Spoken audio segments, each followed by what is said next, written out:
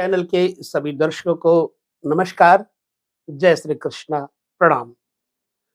इससे पूर्व हमने जो आपको वीडियो दिया था, वो यही दिया था कि आपके जीवन में पाप कर्तरी योग कब बनता है।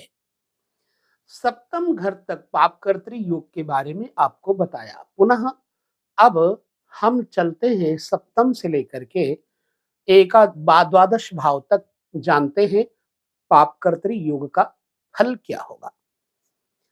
पाप कर्तरी योग का मतलब क्या है वो हमने आपको कह दिया। पाप कर्तरी योग जब एक शुभ ग्रह के दोनों ओर अशुभ ग्रह बैठे होते हैं तो उस ग्रह की शुभता को काटते हैं, ऐसे में अशुभ बन जाते हैं।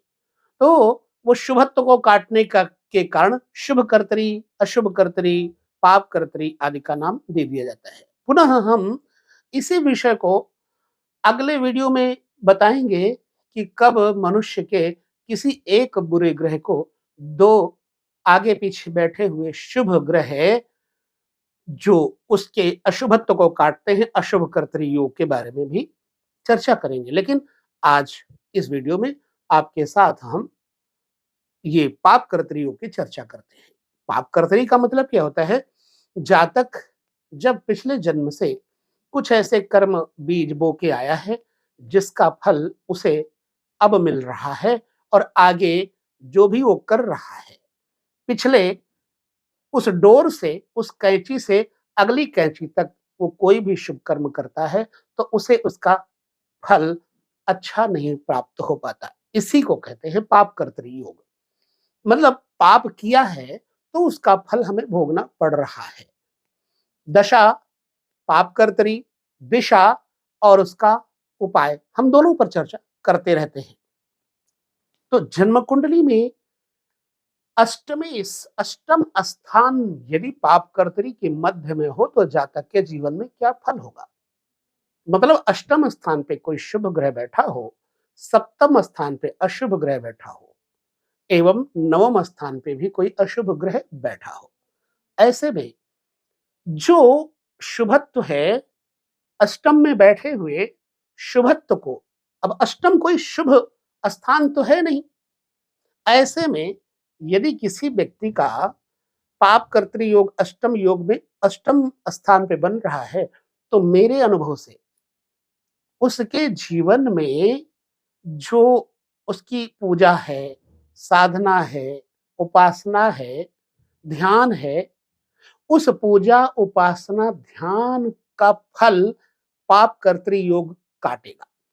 ऐसे में उसको अच्छे किए गए कर्म का फल प्राप्त नहीं होगा। मान लो उसने खेत में गन्ना बोया और जब अष्टम स्थान पर बैठा हुआ शुभ ग्रह दो पाप ग्रहों के बीच में होगा तो उस व्यक्ति को गन्ने के फसल लेने में, फसल के उपरांत उस गन्ने के रस में दोष आ जाएगा। अर्थात उसको जब गुड़ बनाएगा तो उसका गुड़ अच्छी तरह से नहीं बन पाएगा, वो गुड़ खराब जाएगा।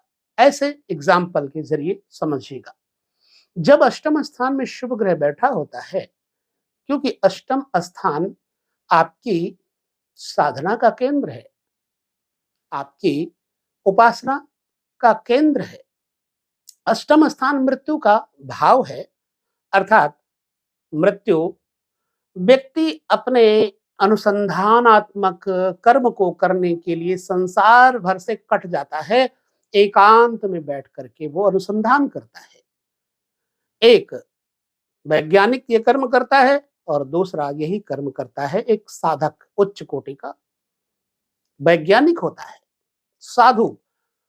तो उस व्यक्ति के किए गए उस साधु कर्म को जो अष्टम स्थान शुभ ग्रह बैठा है वो शुभ कर रहा है, लेकिन यदि वो आगे पीछे वाले ग्रहों के अनुसार फल प्राप्ति की तरफ देखा जाए तो उसे फल अच्छा प्राप्त नहीं होगा। परंतु ये नहीं है कि वो अपनी साधना छोड़ दे, अपनी साधना, अपना अनुसंधान जारी रखे ताकि हमारा आगे का भविष्य सही निर्मित हो जाए। तो अशुभ जो शुभ अष्टम स्थान ग्रह बैठा हुआ है उसी को अशुभ कर देता है। सातवें घर में बैठा हुआ बुरा ग्रह एक तो आपके जीवन साथी को परेशान करेगा, नुकसान करेगा वैवाहिक जीवन को, पुनः आपके भविष्य को जो मृत्यु के बाद जन्म होगा उस फल को भी नष्ट करेगा, पुनः भाग्य भाव को भी नष्ट करेगा, यानी अच्छे कर्म को काटेगा। इसका तात्पर्य क्या है? जब किसी व्यक्ति का पाप कर्तरी योग अष्टम स्थान पे बन रहा हो तो जो ग्रह अष्टम स्थान पर बैठा है उस ग्रह के फल को प्राप्त करने के लिए उस व्यक्ति को उससे संबंधित वस्तुओं, व्यक्तियों, समय के अनुसार उपाय किसी अच्छे ज्योतिषी से पूछ कर करना चाहिए। ये बड़ा महत्वपूर्ण विषय है। अब जैसे हम एग्जाम्पल दे देते हैं, मैंने सिंह लग्न की चर्चा की थी। सप्तम स्थान पर यदि राहु बैठ जाएगा, यूं ही बता रहा हूं, तो राहु सप्तम स्थान पर बैठा हुआ पाप का काम करेगा और नवम स्थान पर यदि कोई अशुभ ग्रह बैठ जाएगा, मान लो शनि बैठ गया, तो शनि और राहु के बीच में बैठा हुआ शुभ ग्रह अशुभता का फल देने लग जाएगा। तो जैसे अष्टम स्थान पर मैंने सिंह लग्न की चर्चा में अष्टम स्थान का जो स्वामी है वो बृहस्पति हो गया। ऐसे में क्या करना चाहिए? फॉर एग्जाम्पल ही बता रहा हूं मैं। अष्टम स्थान पर जो बृहस्पति है वो बृहस्पति का फल लेने के लिए जातक को एक राशि नवे जो धनु है वो जाएगी पंचम भाव में। तो पंचम स्थान से संबंधित रिश्ते देखा जाए, प्रेमी, प्रेमिका, पुत्र और मां की वाणी। ऐसे में क्या करना चाहिए? फॉर एग्जाम्पल ही अपने मां को बृहस्पतिवार के दिन सुमधुर भोजन, पीला भोजन, पीली वस्तुएं, स्वर्ण इत्यादि भेंट कर सकते हैं। यदि मां नहीं है तो नदी में पीली वस्तुएं प्रवाहित कर सकते हैं, क्योंकि नदी भी मां का स्वरूप होता है। चौथा घर नदी है। पुनः यदि मां और नदी दोनों से आप उपाय करने में असमर्थ हैं तो गौ मां है, तो गाय को भोजन करवाएं, बेसन की रोटी, घी चुपड़ के, शक्कर रख करके। इससे आपका जो अष्टम पाप कर्तरी योग है वो ठीक हो जाएगा। पुनः एक उपाय और ले लीजिए, जैसे पंचम घर पुत्र का होता है, तो पंचम घर आपके पुत्र के लिए आप कोई बृहस्पति से संबंधित उपाय करके उसको माथे पे केसर का तिलक इत्यादि लगा करके अपने अष्टमेश को शुद्ध कर सकते हैं। अथवा किसी ऐसे जातक, ऐसे व्यक्ति के संतान को गोद ले लीजिए जिसके पास धन ना हो और गोद लेकर उस बच्चे को शिक्षित करिए, तो आपका अष्टम स्थान पाप कर्तरी का फल नहीं देगा बुरा। मैंने एक उदाहरण दिया है, इसी भांति से आप समझेंगे। अब नवम स्थान पर बैठा हुआ शुभ ग्रह है जो कि भाग्य भाव है, और अष्टम स्थान पर बैठा हुआ अशुभ ग्रह तथा दसम स्थान पर बैठा हुआ अशुभ ग्रह भाग्य को दबाएगा, काटेगा। जब भी अंकुर फोड़ेगा कोई आकर के आपके भाग्य को काट जाएगा। ऐसे में क्या होगा? विद्या रुक जाएगी। ऐसे में धर्म, पूजा पाठ में आपका ध्यान चिंतन नहीं लग पाएगा। ध्यान चिंतन जब नहीं लग पाए तो जातक को चाहिए, जब नवम भाव में पाप कर्तृ योग बनता हो तो गुरु दीक्षा बृहस्पतिवार के दिन लेना चाहिए और गुरु को कोई ना कोई सोने की वस्तु भेंट करना चाहिए, पीत वस्त्र भेंट करना चाहिए, कमंडल इत्यादि भेंट करना चाहिए। पुनः अगर 11वें घर में कोई पाप ग्रह बैठा होगा और 9वें घर में पाप ग्रह बैठा होगा और ठीक दसम स्थान कर्म स्थान पर शुभ ग्रह बैठा होगा तो शुभत्व को काटेगा, यानी कर्म भाव को, व्यापार को काटेगा। तो ऐसी अवस्था में व्यापार के लिए क्या करना चाहिए? किसी देव स्थान पर या राजभवन इत्यादि में झंडारोहण करवाना चाहिए। ताकि आपका व्यापार बढ़िया रहे। ऐसे में नवम भाव में बैठा हुआ, 11वें भाव में बैठा हुआ पाप ग्रह भाग्य को और बड़े भाई के सुख को नष्ट करेगा, पुनः आमदनी को भी नष्ट करेगा। तो देव मंदिर में झंडारोहण, पीपल के वृक्ष पे झंडारोहण पीले रंग का, या राजभवन में झंडारोहण करने से आपका फल आपको मिलेगा। राजभवन में कहाँ जाएंगे? जैसे किसी स्कूल इत्यादि में, सरकारी स्कूल इत्यादि में झंडारोहण करने का प्रतिफल आपको अच्छा मिल सकता है। पुनः 11वें घर में शुभ ग्रह बैठा होगा, 10वें और 12वें घर में अशुभ ग्रह बैठ करके आपके आमदनी को रोकेगा। बड़े भाई के सुख, बड़े भाइयों के साथ जो आपको संवेदना मिलनी चाहिए वो नहीं मिल पाएगी, आमदनी कट जाएगी। बड़े अच्छे मित्रों से आपका बहुत जल्दी विरोध हो जाएगा। ऐसी अवस्था में पापकर्तरी योग को कैसे ठीक करेंगे? हर संक्रांति को आप गायत्री मंत्र के किसी अच्छे विशेषज्ञ विद्वान संस्कारी ब्राह्मण के द्वारा, आचार्य के द्वारा संक्रांति को यज्ञ करवाएं। चलिए, साल में 2 संक्रांतियों में, जैसे कर्क की संक्रांति में और मकर की संक्रांति में आप ऐसे यज्ञ कराएं ताकि आमदनी आपकी ना रुके और मित्रों के साथ कोई बाधा ना पहुंचे। तो इस भांति से आपकी आमदनी बढ़ती जाएगी। यदि पापकर्तरी योग यहाँ पर है तो आपको नुकसान से बचना होगा ये उपाय के द्वारा। बाकी उपाय और भी बहुत हैं, लेकिन सारे उपायों की चर्चा एक वीडियो में नहीं की जा सकती है। पुनः 12वें भाव में बैठा हुआ पापकर्तरी योग, एक पाप ग्रह बैठा होगा लगन में, एक पाप ग्रह बैठा होगा 11वें भाव में। क्या करेगा? ये आपके ध्यान भजन के अलावा मोक्ष मार्ग को कैंची लगाएगा और सिद्धियों में कैंची लगाएगा, तथा आपके वीर्य को नष्ट करवाएगा। ऐसे में पापकर्तरी योग, चूंकि 12वां घर भोग और क्षरण का है, तो ऐसा व्यक्ति अपने धन को व्यर्थ के कामों में, भोग भाव में खर्च करेगा। स्त्री, वेश्यागामी इत्यादि होकर के अपने धन का विनाश करेगा। अब जातक को ऐसी अवस्था में क्या करना चाहिए? 11वें भाव में बैठा हुआ पापकर्तरी योग अगर है तो बड़े भाई को उन वस्तुओं को भेंट करना चाहिए जिससे संबंधित ग्रह बैठा हो, एवं अपने बाएं हाथ में बृहस्पति का कोई रत्न धारण करना चाहिए। पुनः आपको लग्न के अंतर्गत बैठे हुए पाप ग्रह को सुधारने के लिए अपने माथे पे केसर का तिलक करना चाहिए।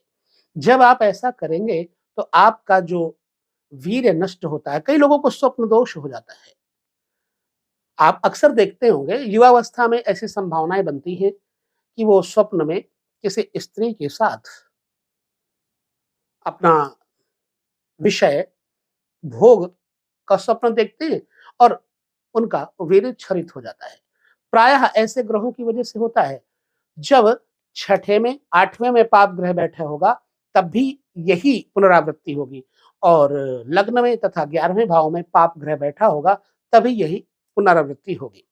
तो ऐसे में जातक को चाहिए कि कोई शैया और किसी सुहागन स्त्री को श्रृंगार की वस्तुएं, 16 श्रृंगार इत्यादि का दान करना चाहिए, और अपने शयन कक्ष में मोर पंख इत्यादि लगा के रखें जिससे अशुभता नष्ट हो जाए।